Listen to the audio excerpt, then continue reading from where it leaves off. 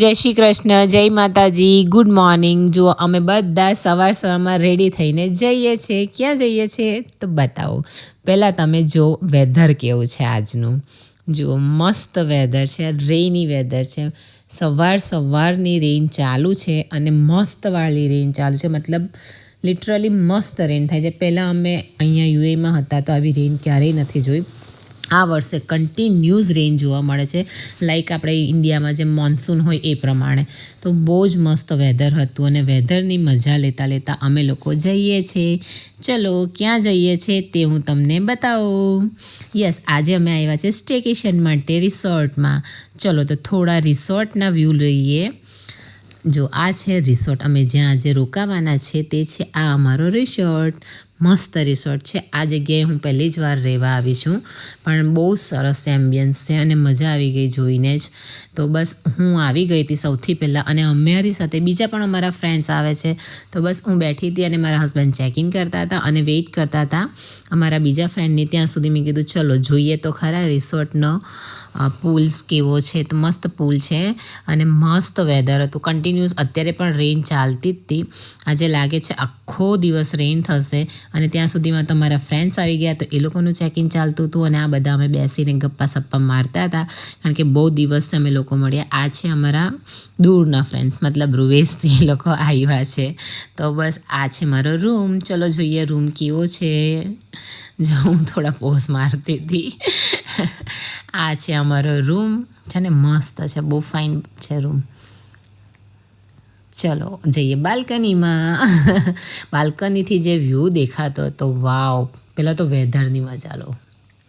અને અત્યારે પણ રેઇન ચાલુ જ છે અને જો કેટલો મસ્ત વ્યૂ છે, બહુ જ મસ્ત વ્યૂ છે. બાલ્કનીથી મસ્ત ગોલ્ફનું ગ્રાઉન્ડ, પૂલ, દરિયા કિનારો મસ્ત હતો. જો મસ્ત છે ને, તો તમે પણ આવજો સ્ટેકેશન માટે.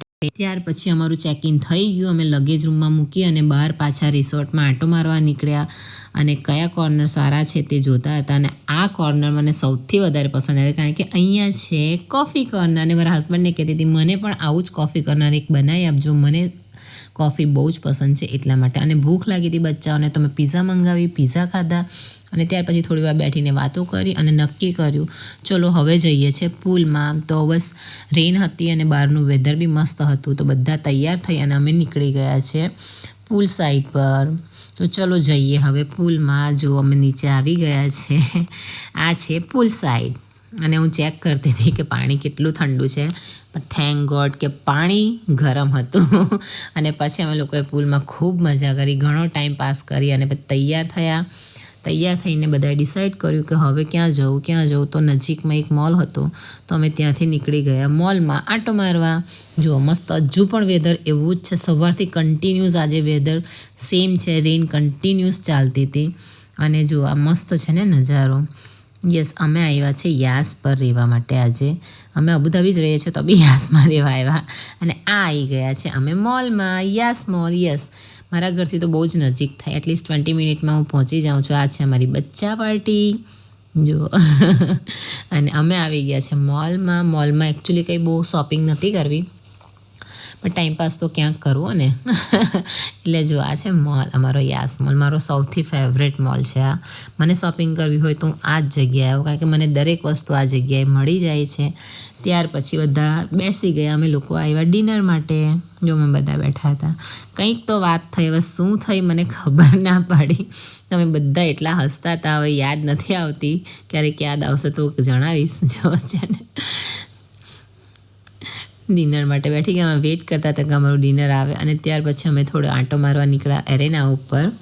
અને ત્યાર પછી બધા બહુ જ થાકી ગયા હતા તો થોડી વાર અમે ત્યાં વોક કર્યું અને ત્યાર પછી અમે નીકળી ગયા ઘરે આવવા માટે, કારણ કે બધા ફૂલ લોન થાકી ગયેલા હતા. સવારના એ લોકો બહુ દૂરથી આવ્યા હતા, અમે તો નજીકથી જ આવેલા હતા.